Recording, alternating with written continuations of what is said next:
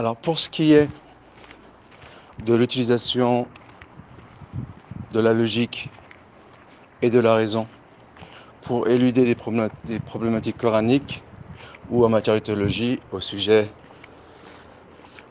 de, entre guillemets, la nature de Dieu et de ses attributs, la réponse est oui. Et comme le souligne Ibn Taymiyyah, la vérité est entre deux extrêmes, entre ceux qui refusent l'utilisation de la raison pour parler de divers domaines de la religion, ceux qui le refusent dans l'absolu, et qui prônent un littéralisme pur, une pure approche des textes, ce qu'Ibn Taymiyyah appelle al-muhaddithin al-mahd, et à l'opposé, les mutakallimun, qui eux refusent l'utilisation des textes, en tout cas en première instance, pour parler de la nature de Dieu. Ça, c'est un premier point. Le second point, c'est qu'il faut définir qu'est-ce que la raison, ou qu'est-ce que la raison pure. Ce qu'a fait avec brio Ibn Taymiyyah, à travers ses ouvrages, et ce qu'ont fait les modernes, tels que Nietzsche et sa critique de la raison pure, et qui répond à la vision platonicienne de la raison pure. Et cela me ramène au point suivant, qui est que qu'est-ce que la raison ? Il existe une logique naturelle, une raison naturelle, donc qui forcément va dans le sens des textes, puisque celui qui a créé la raison naturelle, il est le même qui a révélé la révélation, et en cela il ne peut se contredire, puisqu'il est l'auteur de ces deux domaines. Donc il y a une source unique entre la révélation et la raison. Mais le problème, c'est que chez les mutakallimun, la raison, elle a une autre fonction, ou elle a une autre source que la raison saine et naturelle, et qui est la raison aristotélicienne, néoplatonicienne, péripapéticienne, appelons ça comme on veut, ou en tout cas la raison helléniste et la raison grecque, pour réfléchir sur la nature de Dieu. Donc ici, l'erreur est constatée à double titre, ou on constate une erreur méthodologique à double titre. La première est ce qui est propre de la philosophie, et c'est la raison pour laquelle la philosophie s'oppose entièrement à la révélation, et qu'elle s'inscrit en rival par rapport à la révélation, contrairement à ce que s'imaginent beaucoup de gens, étant donné que l'on entre dans le domaine de la philosophie, des matières aussi variées que les sciences humaines, l'anthropologie, la sociologie, la politique. Et ces sciences humaines, si on les fait entrer dans le chapitre de la philosophie, la philosophie condamnable,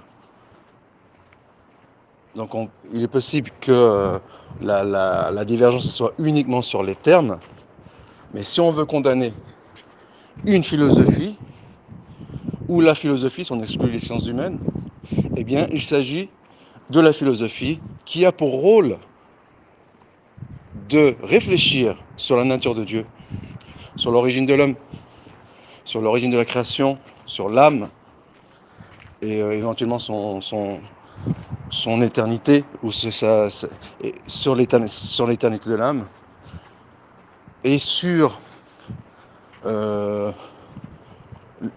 la création et l'univers, et son éventuelle prééternité, eh bien, cela consiste à réfléchir sur ces domaines qui ne peuvent être éludés sans l'apport de la révélation, et qui même relèvent du domaine exclusif de la révélation.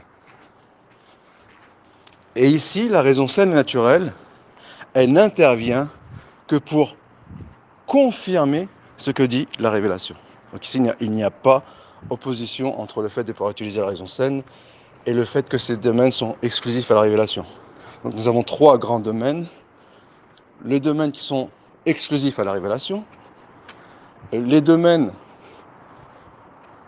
qui sont confirmés par la raison saine et les domaines qui relèvent de la raison et dans lesquels, entre guillemets, la révélation n'a pas sa part ou en tout cas n'intervient pas.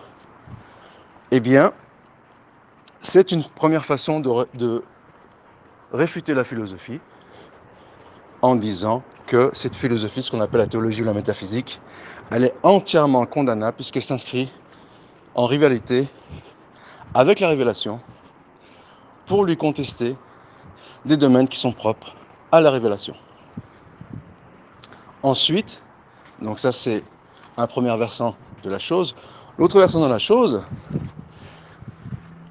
donc le premier il est épistémologique, le second il est peut-être plus déontologique. En tout cas on va parler pour le second point du détail. Le premier il parle de la source, donc la source c'est la raison. La seconde c'est comment utiliser cette source. Eh bien là aussi nous avons affaire à des erreurs méthodologiques fondamentales. Et qui est, donc le discours principal des Motekalimim qu'ils empruntent aux philosophes grecs, à la philosophie grecque, consiste à démontrer l'existence de Dieu, en sachant que la démonstration de l'existence de Dieu n'est pas l'élément fondateur de la foi, puisque la foi, à la base, elle est émotionnelle, elle n'est pas intellectuelle. Donc l'acte de foi, il est émotionnel. Et le premier élément de la foi consiste à adorer Dieu et non pas à reconnaître son existence à travers une démonstration qui est purement intellectuelle. Donc déjà ça c'est un premier travers. Et il s'explique, étant donné qu'il provient d'une société décadente qui était la société grecque et qui au bout de leur décadence en arrive à la dimension virtuelle et intellectuelle de la réflexion, donc ayant délaissé en cours de route la dimension émotionnelle, qui est la foi, ensuite l'équilibre entre la dimension émotionnelle et intellectuelle, qui a permis le développement des sociétés primitives. Donc le premier point qui touche à la dimension émotionnelle, eh bien, il était plus développé dans la société primitive. Ensuite, il y a eu cet alliage ou cette harmonie entre la dimension intellectuelle et émotionnelle dans les sociétés qui commencent à se développer. Et on a fait une civilisation. Ensuite, lors de la phase de déclin, on assiste à la recrudescence ou la domination d'une vision virtuelle du monde et qui est un avatar, une transgression de cette dimension émotionnelle et intellectuelle et qui va donner une vision virtuelle qui va notamment se pencher sur cette vision virtuelle du monde. Elle va notamment se pencher sur l'existence de Dieu, sur la nature de Dieu et autres. Donc, le premier acte de foi consiste à une action, à une entreprise, je ne trouve pas le mot, qui est purement émotionnelle. Donc là, c'est un second travers chez les Mutakalimim. Ensuite, à partir de ce constat qui est que le monde grec en phase de déclin, il s'est penché sur une vision virtuelle de la nature de Dieu, eh bien, il a transmis cette vision décadente à d'autres civilisations décadentes, qui étaient le monde romain, donc sur lesquels s'est greffée la religion chrétienne et catholique. Donc là, à la base, cette religion chrétienne et catholique, elle est décadente, puisqu'elle a évolué dans un monde décadent. Et elle s'est aussi, par l'intermédiaire de Philon, mais c'est un point que j'aimerais développer à l'avenir, elle s'est aussi greffée, paradoxalement, dans la culture juive, alors qu'à la base, la culture juive, elle a vocation littéraliste, et elle se vend de son patrimoine de la révélation par rapport aux sociétés païennes qui, elles, d'hériter de la révélation, eh bien, ils vont réfléchir sur la nature de Dieu par ce qu'ils appellent la réflexion, mais en fait, c'est un déséquilibre au vu ou lors d'une période de décadence. Eh bien, les Juifs, ils vont hériter de cette décadence, car eux-mêmes décadents, mais ils vont accélérer leur décadence en se réappropriant la philosophie grecque. Voici pour le second point, ou le troisième, on va passer au dernier. Et donc, si cela est clair, eh bien, les Grecs, lorsqu'ils vont réfléchir sur la nature de Dieu, ils vont partir sur un postulat qui est purement virtuel, du fait de la décadence dont on vient de parler, et qui est qu'à la base, l'acte de création, elle provient d'un être, d'une entité spirituelle, immatérielle, donc impersonnelle, donc c'est le Dieu impersonnel, et qui a certaines caractéristiques, notamment elle est immuable, ils disent, indivisible, simple et invisible. Et à partir de ce constat, pour démontrer son existence et la distinction entre lui, l'ancien, et la création qui est contingente, eh bien, il va inventer toute une rhétorique, notamment que le dépouiller de ses attributs, sous prétexte que les attributs sont des accidents, et que pour démontrer son ancienneté, eh bien, il faut les dépouiller des accidents, et ainsi de suite. Ils vont partir de ce raisonnement-là. Ce raisonnement-là, ils vont le transmettre dans un premier temps aux Juifs par l'intermédiaire de Philon, ensuite au Père de l'Église. C'est un point qu'éventuellement je vais développer à l'avenir, j'en ai déjà parlé par le passé, et ensuite aux musulmans. Ce qui donnera chez les musulmans le mu'tazilisme, mais le mu'tazilisme, il aura une influence considérable sur l'acharisme, en sachant que les acharites eux-mêmes, notamment chez les néo-acharites, donc au fil du temps, ils vont s'inspirer directement de la philosophie grecque, soit directement dans les textes grecs, donc traduits, ou soit par l'intermédiaire des philosophes musulmans, à l'instar d'Ibn Sina et d'Ibn Rushd. Et donc, l'argument selon lequel on a le droit d'utiliser la logique pour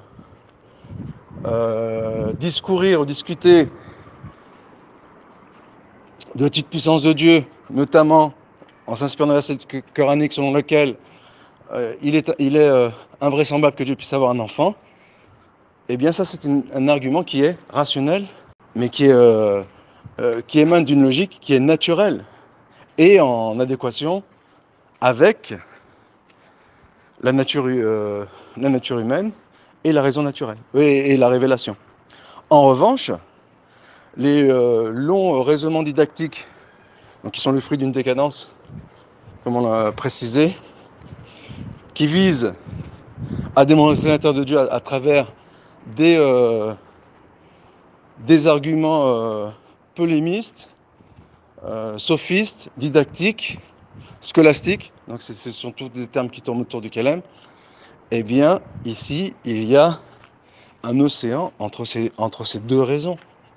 Et assimiler l'un à l'autre, c'est une analogie biaisée, et ce qui est paradoxal pour des gens qui se revendiquent de la raison. Ça, c'est un premier point sur le dernier point que je voulais éluder. Second point, c'est d'utiliser l'épisode où Abraham il fustige ses concitoyens à travers un raisonnement qui en apparence est didactique, mais en fait qui respecte une logique saine et naturelle, et qui est que les astres couchants, donc que ce soit le soleil, la lune ou les étoiles, eh bien, à un moment de la journée, ils disparaissent.